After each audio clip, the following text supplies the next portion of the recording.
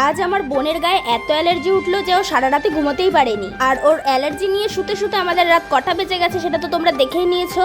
কেমন কি হয়েছে সবটাই তোমাদের জানাবো এই মিনি ব্লগে, দেখতে থাকো। So hello everyone, welcome to one knew mini blog. আমি বৃষ্টি চলে এসেছি আরো একটা মিনি ব্লগ নিয়ে। কে গলার আওয়াজটা একটু কি অন্যরকম লাগছে?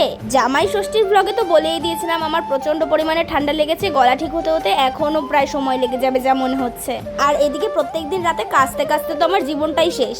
আজ আমি এত খুশি কেন জানো? আমাদের ঘরে মোট 8টা এলইডি লাইট আছে আর একটা টিউব লাইট আছে। এলইডি লাইটগুলো তো নানান কালারের, যেগুলো দিয়ে ভিডিও বানানো তো পসিবল না, জাস্ট কালারিং এর জন্য দেখতে বেশ ভালো লাগে। আর টিউব লাইট যেটা আছে সেটা তো নামেই শুধুমাত্র, মানে কোনো আলো নেই ঘরে। একটু আমি ভিডিও করতে প্রচন্ড প্রবলেম হচ্ছিল। আমার বাবাকে বলাতে বাবা আমাকে ঘরে লাইট লাগিয়ে দিয়েছে। এই ক্লিপটা দেখেই তোমরা বুঝতে পারবে ঘরে কতটা আলো বেড়ে গেছে। আমার ইউটিউব চ্যানেলের আগের ভিডিও গিয়ে ভালো করে দেখলে বুঝতে পারবে কতটা তফাৎ। বাবা ভালো বেশ দামি লাইট লাগিয়ে দিয়েছে যাতে একটা লাইটেই আমার ঘরে হয়ে যায়। তাও ইচ্ছা আছে ভবিষ্যতে আরো একটা লাইট লাগানোর খুব শিগগিরই। একবারে দুটোই নিয়ে এসেছিলাম, কিন্তু একটা বারান্দাতে দেবো যাতে আমি ভালো ভালো ভিডিও করতে পারি, রেসিপি ভিডিও। তাই আপাতত বাবাকে বললাম একটা মিনিমাম তুমি লাগিয়ে দাও ঘরে, এখন পরে আবার একটা লাগানো যাবে। এবার তোমরা আমার খুশির কারণটা বুঝতে পারলে তো?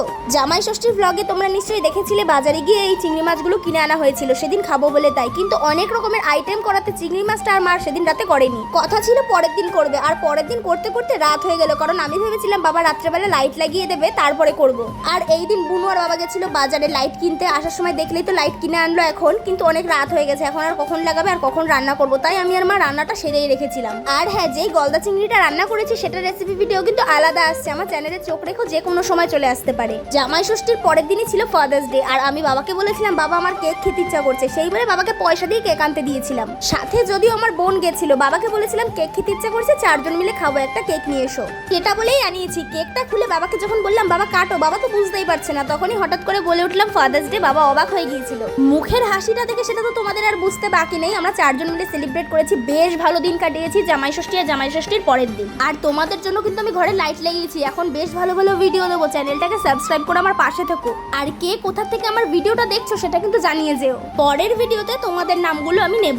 যেহেতু রাতের খাওয়া দাওয়া হয়নি তাই কেকটা কেটে ফ্রিজে রেখে দিয়ে এসেছি। আর তখনই আমার বোনের চোখ পড়লো ফ্রিজের ডিপে ছিল আইসক্রিম। দুটো আইসক্রিম নিয়ে দৌড়তে দৌড়তে দিদির কাছে এসে বলছে, দিদি আইসক্রিম খা প্লিজ, আমার সামনে এতগুলো খাবার রেখে দিয়েছিস, আমি কি করে না খেয়ে পারি।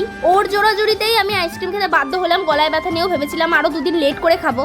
যাই হোক, এই করতে করতে প্রায় 9টা বেজে গেছে। আর আজ যেহেতু বাবা মা সবাই বাড়ি ছিল তাই রাতের খাওয়া দাওয়াটা একটু তাড়াতাড়ি হয়ে গেছে। ড্রামা দেখতে দেখতে বোন আর আমি বেশ ভাত খাচ্ছিলাম। ভেবেছিলাম সারা রাত জেগে ড্রামাটা কমপ্লিট করবো, কিন্তু এইভাবে জেগে থাকতে হবে সেটা বুঝতে পারিনি। খুব অসুবিধায় পড়ে গেছিলাম। আর শুতে শুতে তো কটা বেজেছে তোমরা দেখেছো, বাকিটা আসছে নেক্সট পার্টে।